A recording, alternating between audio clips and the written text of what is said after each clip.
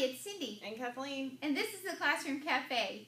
Last week we talked to you about utilizing cell phones in the classroom. This week we actually used an app called iMotion through the iTunes store to make stop motion videos in both of our classes. I teach math, Kathleen teaches history. Yep.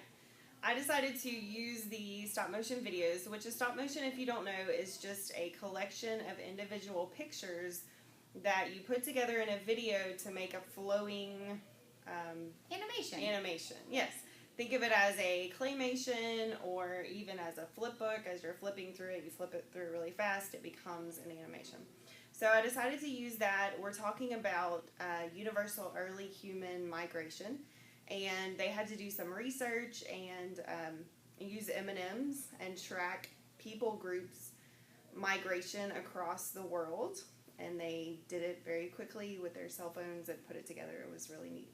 I saw Kathleen's video last weekend, I think. I stopped to watch it and was just really intrigued and had talked to her about the level of engagement of the students in her classroom. And we had just been talking about the difference between, I read an article about being on task and being engaged. And there is a difference. A student can be on task in your classroom and do everything that you ask them to do, but not be fully engaged.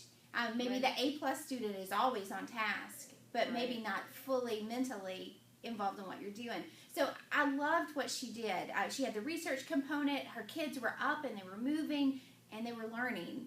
I knew I wanted to do something like that in math, so I just Googled stop motion video for math. I saw several samples. They turned out to just be a math tutorial.